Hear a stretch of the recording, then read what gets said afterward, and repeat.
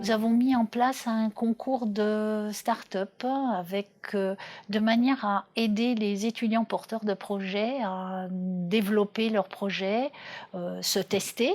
Pourquoi pas ensuite être prêt à se lancer.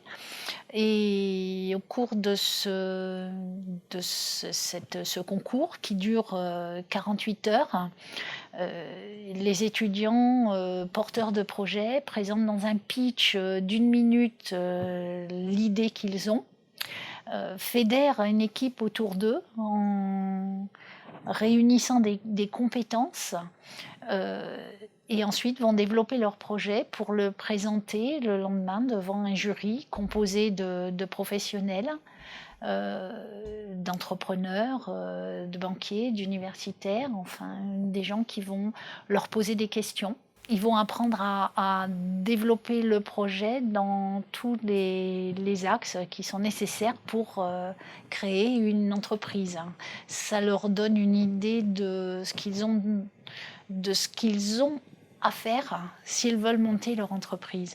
Et nous avons beaucoup de retombées positives d'étudiants qui sont du coup allés présenter leur projet dans un autre concours fait par l'université, l'IAE de Montpellier, et qui ont gagné des choses très concrètes puisqu'ils sont une proposition d'être incubés pendant 3 mois et des financements par la poste. Et voilà, donc c'est un projet qui va se faire, qui est reporté dans le temps parce qu'à la sortie du BTS, la porteuse de projet fait d'abord une licence pro dans le domaine.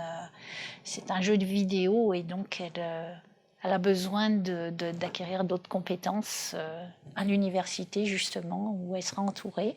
Et elle a eu de nombreuses propositions, enfin des propositions sérieuses d'étudiants ingénieurs dans le domaine pour travailler dans la start-up, pour aider à démarrer la start-up. C'est-à-dire qu'elle a déjà son staff de salariés.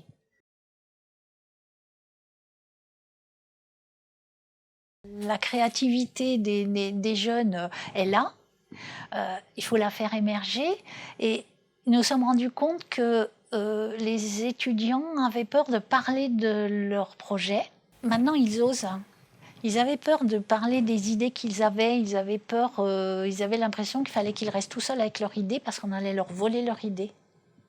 Alors que ça leur a démontré qu'ils avaient besoin d'une équipe et de travailler en équipe, travailler aussi avec les partenaires extérieurs, la chambre de commerce, la banque, l'entrepreneur d'à côté, la société d'incubation qui voudra bien les héberger un petit peu. Voilà, ils ont besoin des autres. Alors que leur première idée était: je reste tout seul avec mon idée.